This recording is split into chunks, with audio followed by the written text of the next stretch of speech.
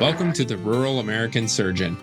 I'm your host, Dr. Randy Lehman, a general surgeon from Indiana. This show is tailored around the nuts and bolts of rural general surgery practice. You will find topics such as practical surgical tips, rural lifestyle, finance, training, practice models, and more. We have a segment called Classic Rural Surgery Stories, where you'll get a feel for how practice in the country differs from the city. If rural surgery is your passion, this show is for you. So, now that the ChloraPrep has dried, let's make our incision. Welcome back to another episode of the Rural American Surgeon. I'm your host, Dr. Randy Lehman, and I have with me today Dr. John Haeberlin, a great storied history to Dr. Haeberlin's practice. He started as a military surgeon, and he spent time in training programs as well as in rural America. And we're down here in Honduras for the week. We just wrapped up our week of mission surgery, essentially. As a team, we did a total of 62 operations this week, I think, 62 or 64 in rural Honduras. And I am so glad that we have the opportunity to sit down together. Thank you for joining us. No, thank you for having me. I appreciate it. So just a little bit more detailed introduction of you. So you began your surgical career in what year? So med school ended in 1989, so started residency then in 89. Yep. And that was a military residency? Correct. It was military residency, El Paso, Texas. And then you spent how many years in the military after residency? Another 8 years after, so 13 years total, up until 2002. With multiple deployments, and you were in over the 9/11 and everything? Correct. And then you moved back to Wisconsin? Yes, my wife said I had one option, that was Wisconsin, so that's where we moved to. The spouse drives to the location very often. She does.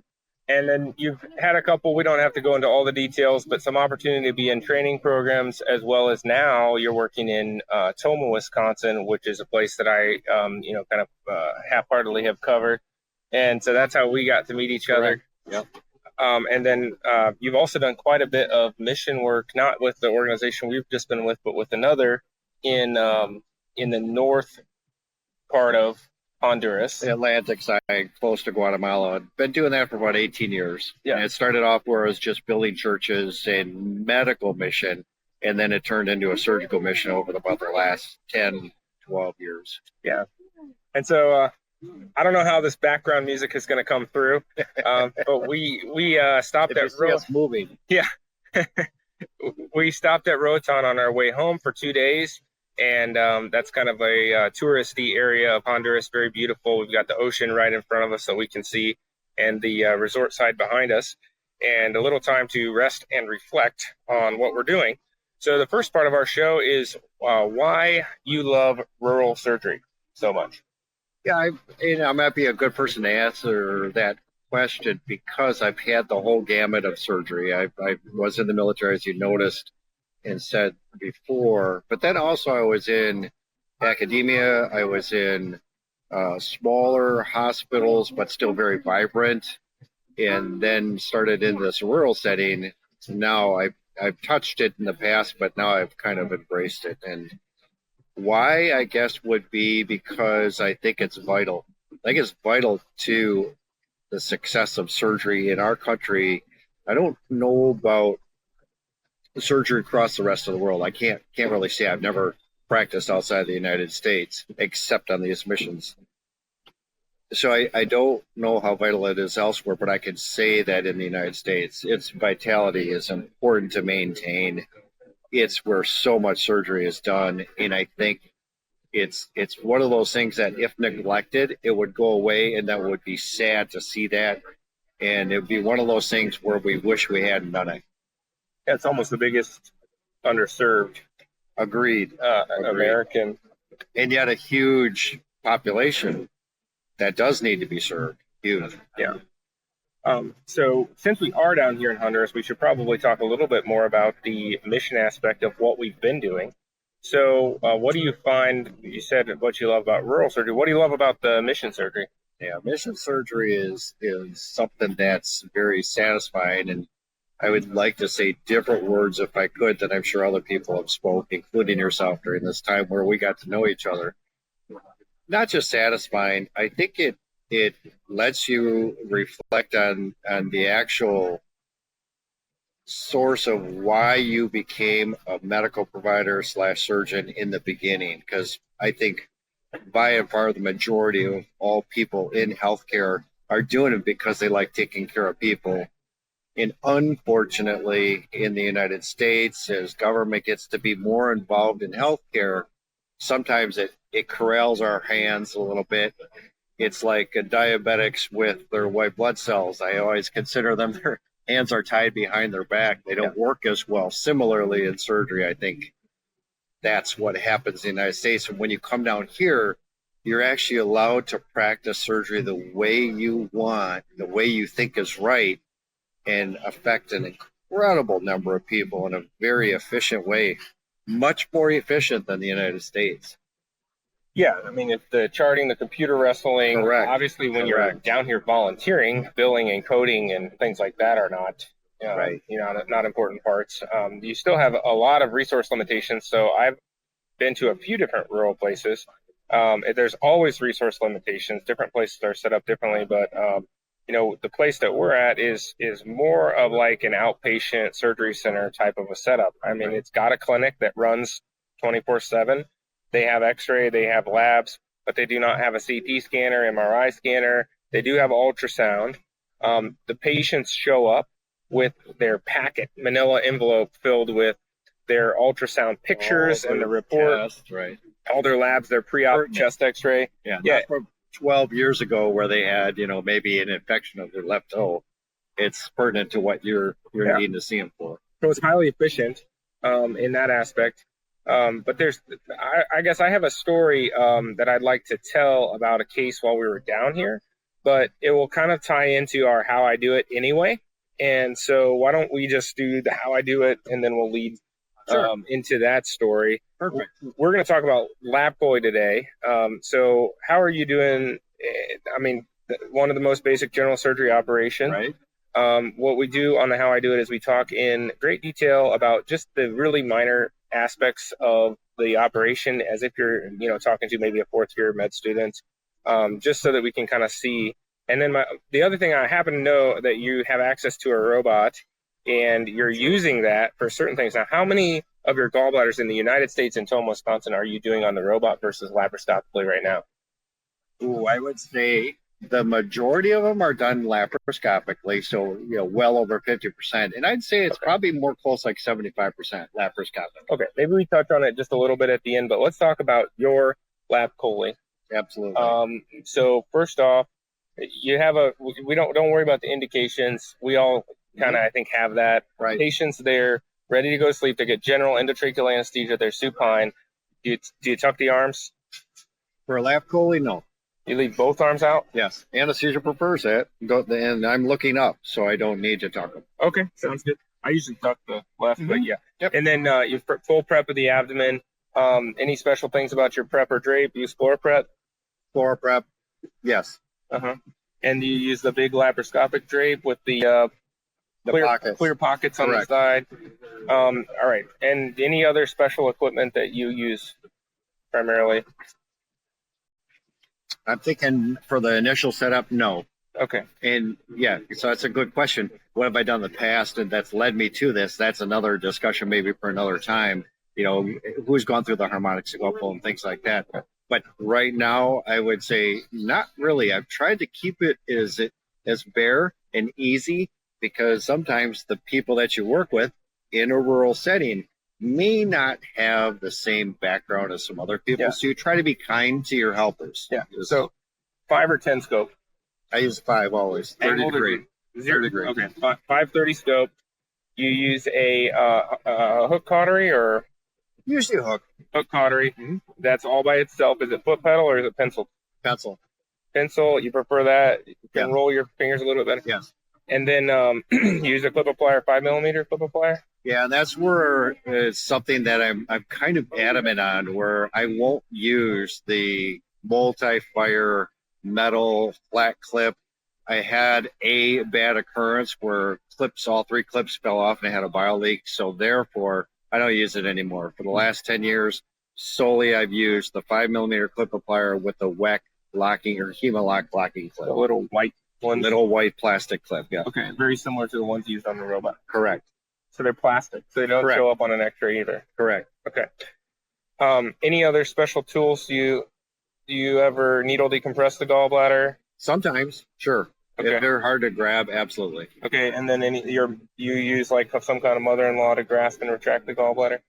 I usually have that, I call it the wavy grasper. The teeth actually are wavy, but not real sharp. Yeah. Because they tend to perforate the gallbladder less, but they have a good grabbing power. Okay. So that's your equipment setup, and we're gonna go put our ports. So what kind of ports do you use? I'm probably abnormal, and most people would agree with that. In that I'll start off by the periumbilical area, almost in the high 90%, and I'll put a 10 or 11 port usually. And I'll varies entry unless they've had significant surgery and or mesh in that area. Then I'll Hassan, and I'll use a Hassan trocar with the balloon. But once I've got that trocar in periumbilical, now I'll place my other ones. I usually have my assistant completely own the left side of the patient.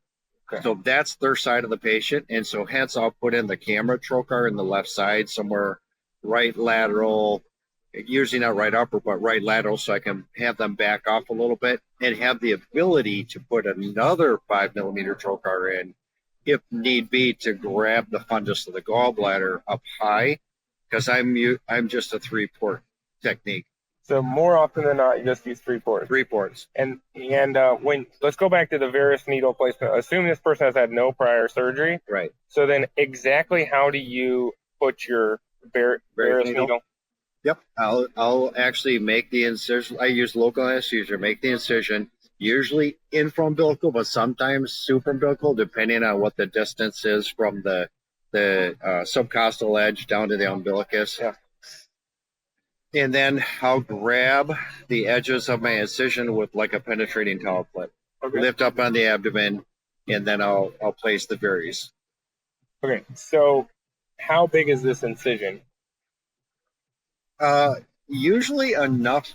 It depends on what my preoperative ultrasound has shown, if there's big stones or small stones, because then, I hate fighting at the end of the surgery, trying to get a big stone out. So usually just big enough to allow the gallbladder and the big stones. Okay. So it's a transverse but slightly curved incision? Correct. And you're making it with a 11? 11 blades, yes. Okay. And then, so you make this incision, and it's like, we're saying what? 2 centimeters. Okay, 2 centimeter incision. You're penetrating towel clips, hold up, varus needle in. Correct. You have some saline on the varus? I usually will put the needle in by feel, and then I'll use my syringe with some saline, and I'll inject, aspirate, and then put a little bit in to see if it falls. And you hold up and it falls. Correct. You do not take your coker through your incision, grab the umbilical stock, hold up. You don't do that. Correct. Did that back when I first started. So I think that's a great technique when you're first starting. But that, for me, is early part of my career. Okay, gotcha. And then you hook that up to your insufflation. Correct. Do you let it go all the way to 15 pressure before you take the varus out? Or do you get impatient and pull it out at 12? Yeah, good question. No, I actually, once again, the pressure and the flow is very important in my opinion, because I have seen injuries, not by myself, but by some other disciplines. So the first thing I'll do is I'll keep the flow rate very, very low, like about 3. And the pressure, I'll start off at 15 unless they have significant pulmonary disease. Then I'll start their pressure, their peak pressure will be limited, maybe 10 to 12. Okay. I can never get the varus to put more than 3 in anyway. Yeah, that's exactly correct. Yeah. So, it makes you feel better, I think. To turn it up to 20 or 40. I just go 15, 40 boom. Yes. But I don't really ever use the varus. But if I did, then I drop it in, and it's still, I'm looking at the real flow rate, and it's 3. And it's anyway, always 3. I agree. Because of all that, whatever Pascal's True. law. Well, you got that limited diameter. Yeah. We wax eloquently about this thing.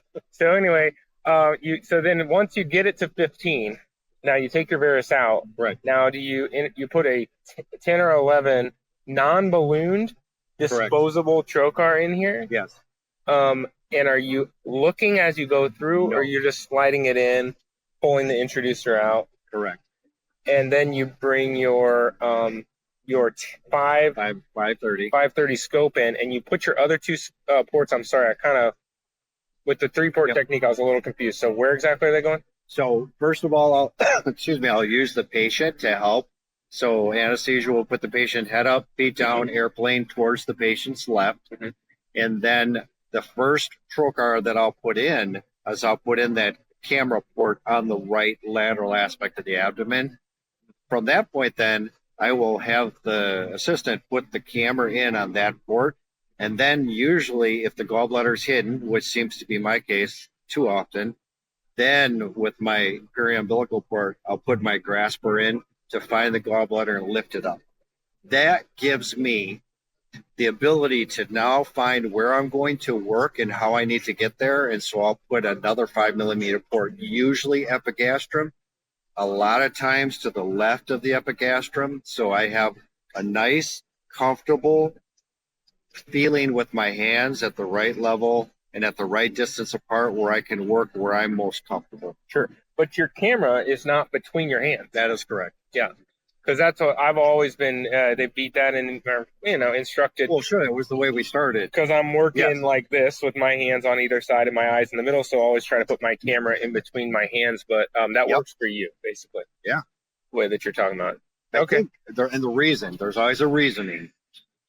Putting the camera between the hands, too often you're operating and you're hitting the arm of your assistant who's holding the camera. This way, they have their whole side of the bed. Your hands are away from theirs. I've never hit them. They like it. They're more comfortable. They have the freedom to move the light cord because it's a 3rd degree. Yeah. That's just my reason. Okay, fair enough. All right, so then you grasp and retract the gallbladder and you start dissecting down from the surface of the gallbladder? Correct. With my left hand, I've used that technique where I'll grab the neck of the gallbladder and the fundus simultaneously, which I learned that technique, of course, perfecting it with the robot, because a lot of times you're going to grab the neck of the gallbladder, stick the knuckle of the robot up into the fundus. The key is all about dissecting that neck of the gallbladder. You have to start on the gallbladder, and then you pull down from there towards the common duct. And you should always be seeing that neck of the gallbladder. That's just how I've done it. If it means I've got to take the peritoneum on both sides, north and south, or cranial caudal, whatever it takes to get to a point where there's no doubt in my mind that I'm working on the cystic duct, and then I'll continue that until I'm for sure about my critical view.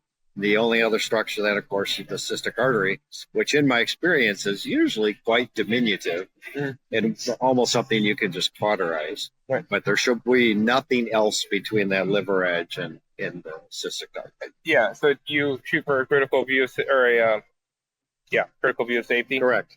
Every time? So do you document that in your op note? I do. A specific way? How do you say it? I'll say the area was dissected and cleaned up to the point where there was absolutely no question that you had liver edge, cystic duct, neck of gallbladder, and there's nothing else between there. Yeah. You think that if that's not documented in the op note, and then the person has a common bile duct injury, that the surgeon has violated the standard of care? Wow, we're going to go down that can of worms right away. I like it. Good for you. No, not necessarily. I think it makes it highly suggestive. And in a court of law, you're absolutely correct. They'll be persecuted because of documentation. But the other thing is how does that surgeon normally do the surgery every single day of their life, and how they've been doing it for the last 10, 20, 30 years? Because you can set precedent and say, I've always done it this way. Yeah, that's a really good question. There's a reason I bring that up.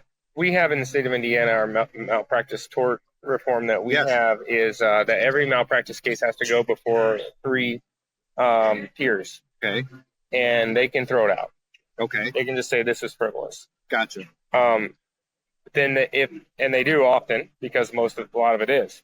But then if it's not frivolous, and it's almost like if the peers said there's something here, then there's a lot more settlements or whatever malpractice wins. And you're I doing guess. this based on documentation only, or are you doing this with the surgeon in the room answering questions? Well, I've only been on the board one time, and as a one of the peers. Yes. So like by having a license in the state of Indiana, then you're obligated to Sure, just like jury duty. Yeah. Yeah. And you can their attorneys, the attorneys on both sides have a striking committee, and they can eliminate certain people, and one person ends up being on. And so anyway, I was on a case that's kind of like this, and for me, I did not feel like I document it that way. I say basically three things as a critical view of safety: that the cystic triangle is cleared of all fibrofatty tissue. There were only two structures entering the gallbladder, and the inferior 1/3 of the cystic plate was freed, was dissected free from the liver. So like the inferior 1/3 of the gallbladder fossa is free. Now that's a critical view of safety. I'm with you, not more often than not, but like a sizable minority of patients, the cystic artery is so small, or I'm dividing it on its branches so close to the gallbladder, right next to the gallbladder. Sometimes I don't clip an artery. I know. But that being said, it's clearly just the cystic duct, and you dissected the whole cystic triangle free. But just because, like I said, just because somebody didn't say that they did it doesn't mean that they didn't do that. That is correct. That's the crux right there. And this particular case, they had so many claims that were wrong about this is the problem, the surgeon did this. Mm-hmm. And all those claims were false. But they didn't say, well, they didn't dissect the critical view of safety. Okay. But that was the thing that another person in the committee kind of like honed in on. And we all agreed that since that wasn't said, that was like, it was raises your eyebrows a little bit. But that being said, this person's a seasoned surgeon, and, I don't know. So I may have a different point, or a very interesting point of view, in that once you worked with junior surgeons, and I'm not talking residents, really, I've worked enough with residents that I know how they dissect and I know how they think. But once you work with junior surgeons, once who are out of their program and they're doing this, and this has happened so many times, I can't even tell you how many times in my career, where they'll call you in and say, hey, what do you think? And you see how they have dissected, and then you watch how they go, and so often they come off of the gallbladder and they continue to stay off of the gallbladder, and they go farther away from the gallbladder, and your internal turmoil button or scope or degree just keeps going up. It's like, I would stay up more on the gallbladder. Yeah. So I don't know what's the creation of that. I don't know if they just get comfortable or it's easier. I think that might be. Yeah. They're easier to get farther off the gallbladder. Sometimes the dissection's easier. And if you think about it, one of the unfortunate things as junior surgeons come out into their training, they're almost castigated if they go too slow. And they're considered to be a better surgeon if they go fast, which is sad, because that couldn't be farther from the truth, because careful has nothing to do with speed. Yeah, I mean, you don't want to waste time, but, But still, you certainly don't want to get a compound like that. True, yeah. Speaking of wasting time, so thanks for diving. Very nice segue. We go down rabbit holes too easy, too well. So you've dissected your critical view of safety. And let's say you do have a duct and an artery, and then do you do a cholangiogram? No. Not routinely? Not routinely. What causes you to do a cholangiogram? If preoperatively they had a bump in their LFTs, if they had gallstone pancreatitis, the usual indications, I don't need to go over those. And then anatomically, if I have any question, my critical view is there, but I have a question. There's something I don't like. Mm-hmm. I will go up by the neck of the gallbladder and I'll stick the cholangiogram in there just to confirm that I'm okay. And you're using what kind of clamp for this? Oh, nice. Very nicely done.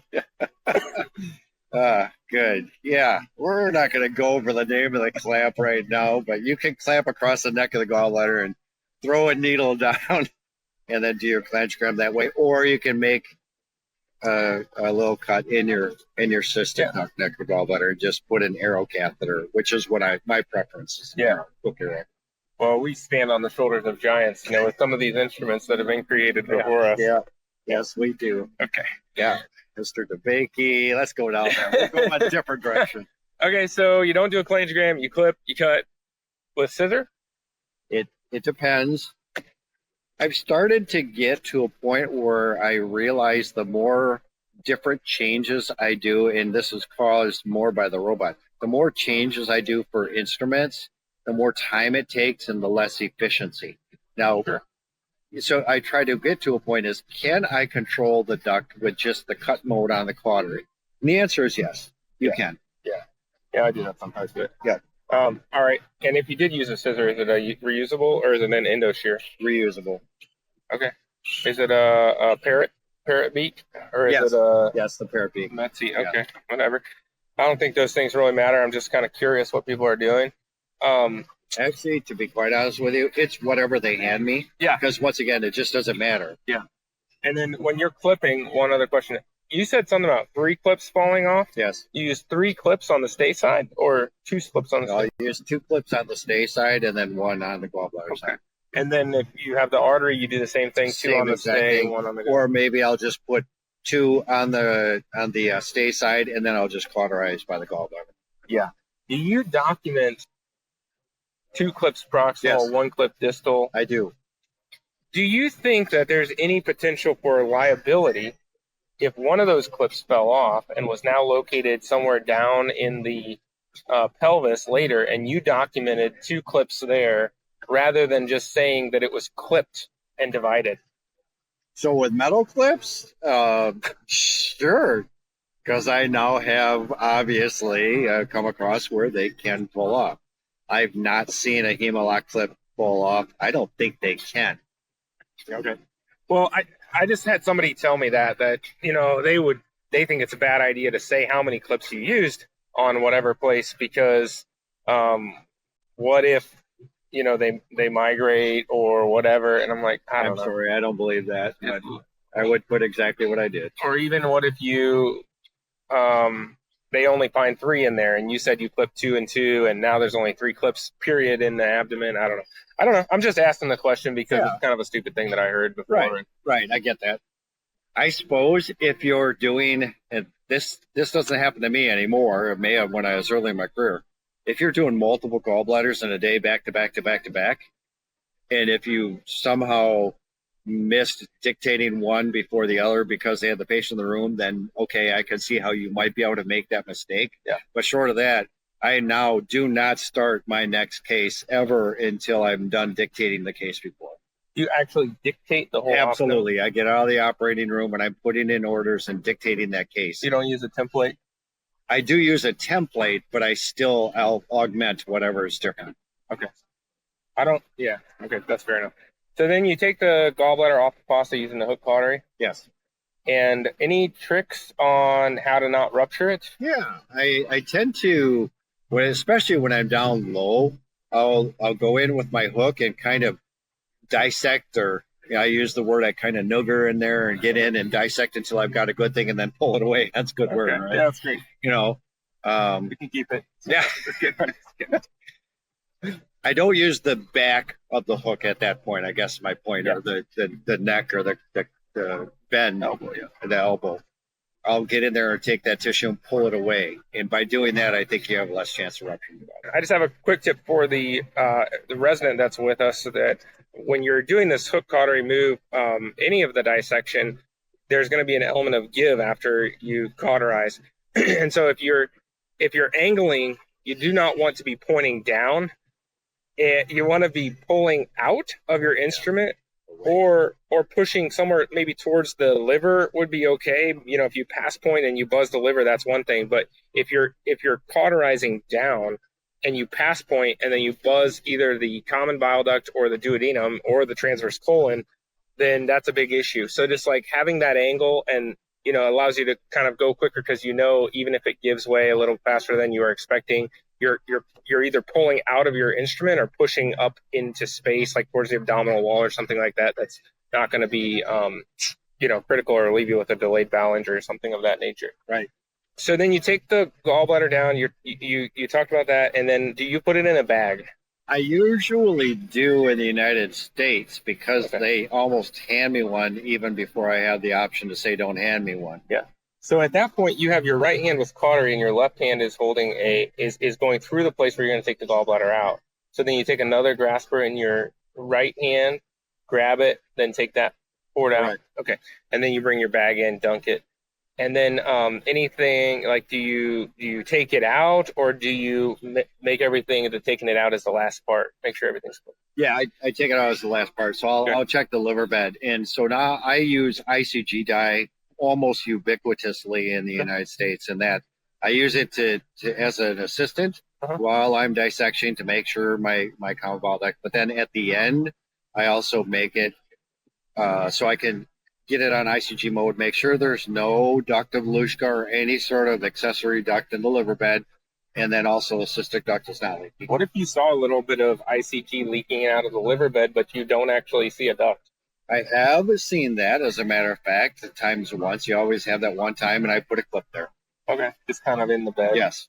You didn't leave a drain? I thought about it, but I then sat there and watched it for a long enough time and felt that I had clipped it, that I did not. And the cautery would not cut it? Would not cauterize it, no. And will you send the patient home the same day? Yes. You just don't get any routine labs afterwards unless they're getting jaundice? Correct. Or having pain. Okay. Sounds good. Well, that's great. Then when we're coming out, how do you close that 10 at the belly button? If the patient, so this is another really good question, because, the patients that I do robotically, that 25%, and it might even be 30, am I allowed to go up a 5% jump like that? Maybe. Let's say population based. What is our population base where the BMI is over 35, or you pick a number, 35 to 40? Yeah. For those patients, it's all BMI driven. If their BMI is high, then I will close it with a Carter Thompson or some other thing where I don't have to go down to fascia. But then that also depends, is their fat more intra-abdominal, or is it from the fascia up towards the skin? Okay. And you can usually see that by ultrasound, and you'll get an idea when you put in your berries. Okay, so if the patient's really fat, use a Carter Thompson. Yes. And if they're skinny, then you just use a couple S-hooks and you go down. Just close it into, yeah. And you just use a pickups in your hand. Tissue forceps, something with teeth. All right. And you don't use a coker and like grasp with fascia. I do not. And then you're using just an old micro UR6. Old micro UR6 and stitching it up. And are you doing interrupted or figure of 8 or? I do a figure of 8, and then if the hole did have to get modified because there was a big stone or something, I'll use that one to hold up that stitch to see if I need to adjust one way or the other. Yeah, and you just put extra figures of 8 until they're closed. Correct. Okay, and if you're doing the Carter Thompson, then you're also doing a figure of 8? Yes. With an ovicral. Yes. You just cut the stitch off and then on the Carter Thompson, you're standing opposite of your camera guy to do that, and you find that to be easy? It is. It's not bad because they're the only thing is they're looking towards you, but it's not as bad as everyone's experienced. If you're having someone look up this way, but you're operating completely opposite, 180 will confuse you every day. But 90 degrees is usually your brain can handle it. So you have a screen on both sides of the patient, one for them, one for you, and you're still looking across the patient when you're doing your. Okay. I would maybe turn my body and look at the other because I probably not that because there's not much time involved. But like I said, 90 degree, I usually don't. Yeah, don't struggle with that. And then on the Carter Thompson, any other tricks? No. So my trick for the resident would be start away from the camera. Yes, and then come close. And then go to the other side and then come to the tail because it's much easier. And then cross. Very good. And then you just close skin after that? Correct. With the 4O monocryl. 4O monocryl subcuticular. What kind of needle? It's usually a very small needle. Yeah, I think PS2 or something like that. I like the PS2, but the real small ones like the FS, I hate those. Yeah, those are a little too small. Those are great for plastic surgery closure on the face. Yeah, exactly. And then what do you put? Berries, Herbon? whatever someone else wants to do, because it doesn't matter to me. Okay, sounds good.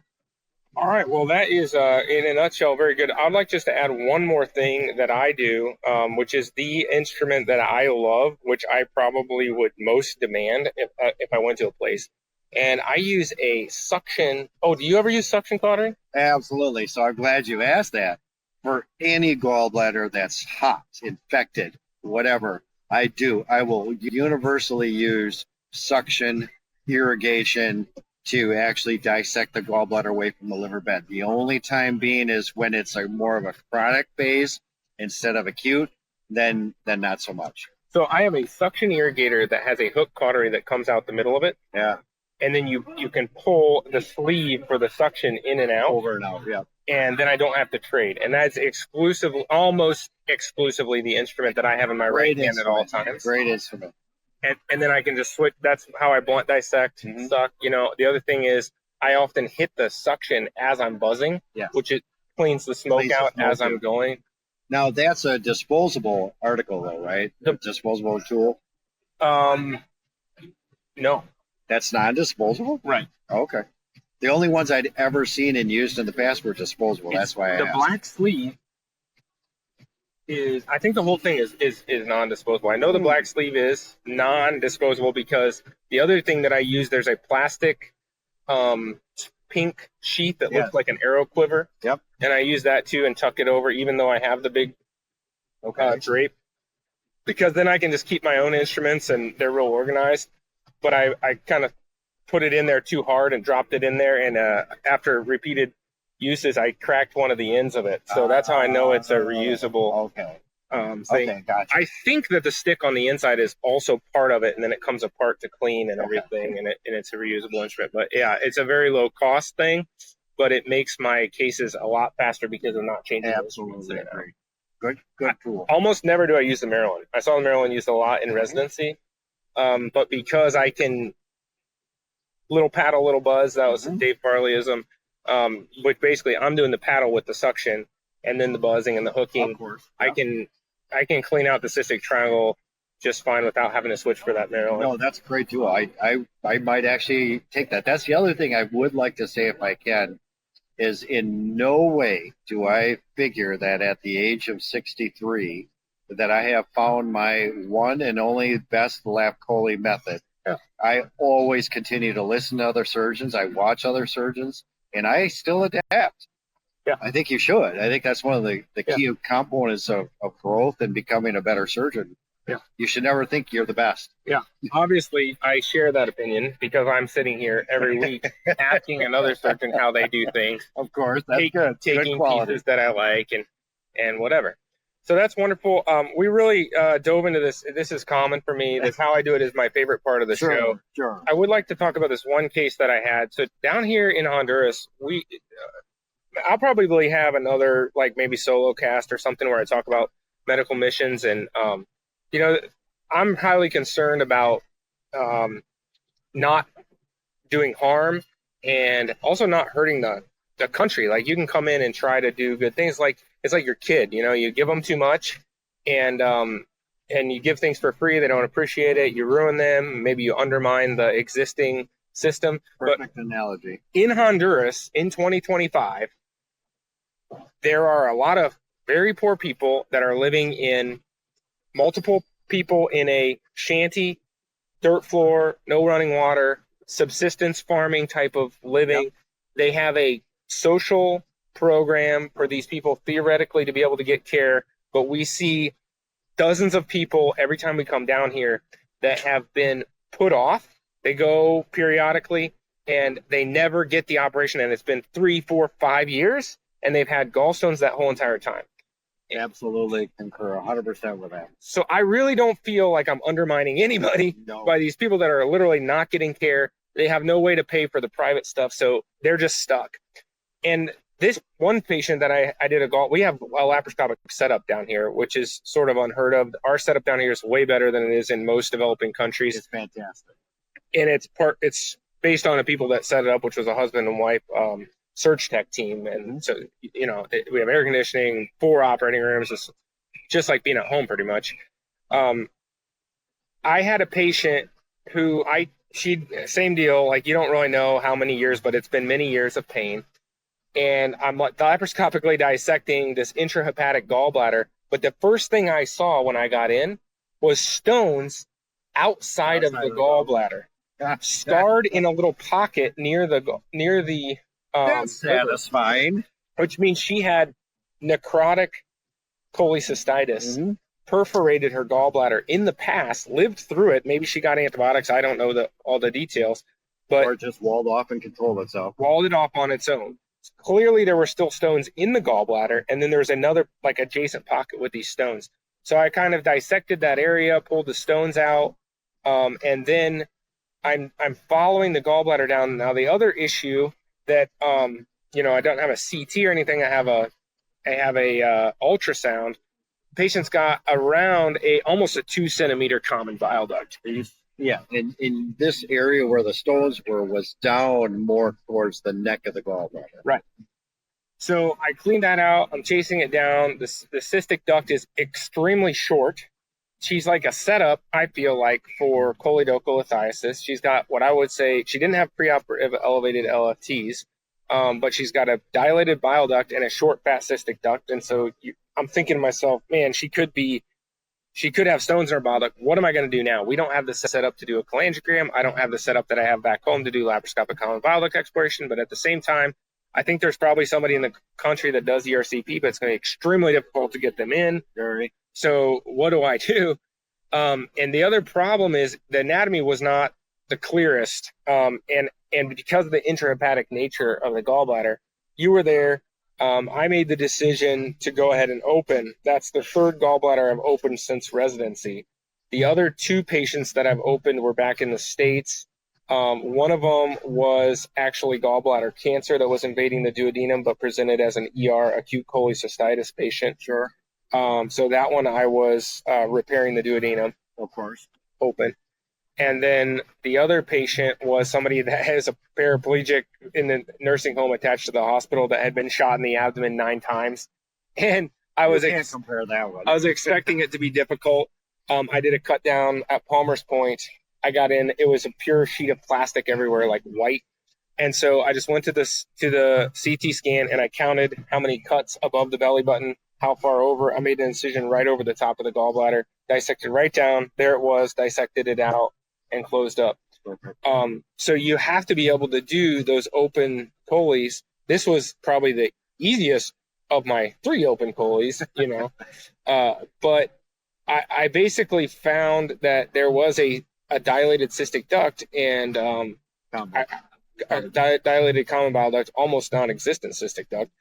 I ended up suturing the cystic duct stump and kind of got the anatomy clarified, but I didn't have a way to go down and like look in the distal bile duct. I felt with my hands, you can feel the head of the pancreas. I didn't feel a specific stone. I didn't feel a specific mass, but it's kind of a fullness in that area. I don't know. Anyway, we really kicked around how to do it and ended up just admitting the patient and kept them for a couple days and got LFTs, which bumped the next day, including my direct bilirubin, but then fell the following day. Patient's completely asymptomatic, has essentially no pain. So we discharge her with outpatient follow-up. I don't think she has an obstruction. But, you're paranoid, appropriately paranoid. Of course, appropriately. And I just wanted to kind of say, everything's real easy and straightforward. Surgeons, I've heard say there's no glory in a lap chole, right? Because it's only badness can happen to you. But obviously, it's one of the most common things that's needed. And so we're going to continue to do a lot of them. And you just have to have tips and tricks in your back pocket for when things look different. And the other thing I do differently than what you do is I always do a cholangiogram. Mm-hmm. But the main reason I do that is because I'm in multiple small hospitals where our volumes are a little bit lower for the staff. Right. I'm still doing a lot because I'm going to multiple places. But if I do that, I've found that I can get a cholangiogram done on a routine one in like literally less than 2 minutes. Yeah. And that's only because I've done so many. And now if we actually have a problem, it's very easy rather than being fussy, right, for me to take care of it. I would never, ever, ever condemn another surgeon for doing a cholangiogram, you routinely or otherwise. It makes no sense for any surgeon to persecute another surgeon for doing routine clanograms. That's just ludicrous. So. Yeah. So those are just my kind of perspectives on how I do it, and that's a bit of a rural surgery story. So maybe we can just call that our classic rural surgery story. That's a good one. I'd like to ask you just two more questions for the other segments of our show. Number one is our financial corner. Do you have a tip for basically your former self or a junior surgeon financially? Yeah, as soon as you can, try to control your debt increase. More than anything, don't get excited because you're getting a paycheck. Then it's time to buy all those things that you've been putting off for your whole life and get into credit card debt. Credit card debt is not your friend, so don't do that. And then as early as you can, and I'm not talking to make this painful for your family, put a little money away, because the earlier you do that and the more that is in the earlier part of your life, the more that growth potential has. And then for sure, do not put all your eggs in the same basket. There's nothing wrong with having routine stocks and or mutual funds, IRA. Contributing to that is, of course, wise. But there's nothing wrong with you getting into the real estate market and possibly dabbling in that and having fixed assets also that can appreciate over time. Just be careful. Make sure you go and use the same brain that you use to learn how to do surgery to learn how to invest. Gotcha. So sell everything you have, borrow as much money as you can, and buy as much Bitcoin as you can. Got it. Yeah, something like that, but opposite. This is opposite state? Just kidding. Don't do that. Yeah. All right. And lastly, resources for the busy rural surgeon. What's something that you just can't do without? Wow. Well, I'm old, as you can see by the podcast. It probably makes me look taller or less fat, but I'm old. I'm 63 years old, and for the last 10 years, I have fully embraced the robot. I do believe that the robot as a platform does offer some significant advantages over laparoscopic surgery. I'm not going to say the data shows that overwhelmingly for patients, because we've all read the literature and that's not true. While that may pan out with more data points with time, that might happen. However, there's not a single surgeon, in my opinion, who's done robotic surgery, embraced robotic surgery, who would not say that it's an easier platform for the surgeon.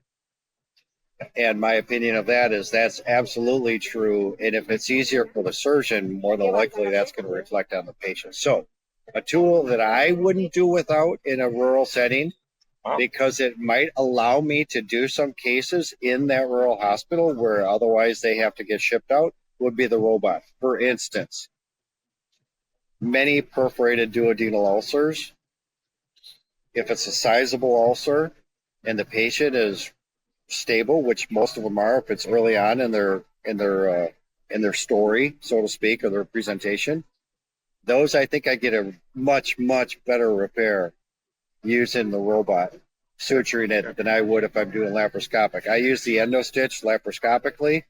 I've done pretty well with the endo stitch, and you know why I've done pretty well? I didn't have the robot. I didn't have another option. So I know for a fact I'm a horrible stitcher when it comes to laparoscopically trying to do it the regular technique. I never excelled at that, and I've had my whole career to try and get better. There's something about that two-dimensional. When's the last time you did a perforated duodenal ulcer in a rural hospital? Probably about 4 or 5 years ago. Really? I don't know. In my settings, right, they're all critical access, not just rural hospitals, but critical access hospitals. Right. I don't think I would do it. Really? They're stable. Early in their presentation. Less than 12 hours. Maybe I would. But not that I want to push you out of your comfort zone, but I don't know. Maybe. I just have to, it would depend on a lot of things, comorbidities, the situation. Of course, I'm thinking of one case in residency that was this, she was a Russian immigrant who was a cleaner, and she started having belly pain. Yes. And so to treat her own belly pain, she started taking ibuprofen by the fistful and she drank a fifth of vodka. I mean, we're talking like she probably took, like 10,000 milligrams of ibuprofen in a day and drank it. So besides killing her kidneys. And she just perked a teeny little anterior, it was actually an anterior antral ulcer. Sure. And so we did that laparoscopically, not with the robot. We did a laparoscopic gram patch.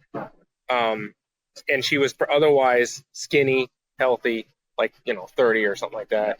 But it's like, what is the chance in my small community that patient is going to walk through the door? I guess if they did, I probably would do it. But there's so many ways that it can go wrong. You do realize it's going to happen when you get back next week. You're on call tomorrow, as a matter of fact. You know it's going to be there. Just plan for it. Yeah, we'll see. Call me up. I'll come down. I'm not credentialed. I'll just sit on the back and tell you what to do. I'll FaceTime you. Okay, well, thank you very much for joining us on this episode. Thank you for having me. From the beach in Roatan, Honduras. This has been a very unique episode. I hope that the quality of the AV comes through and my AV guy doesn't kill me. And if you enjoyed this episode or any other episodes of the Rural American Surgeon, please share it with friends that you think are also interested in and could benefit from it.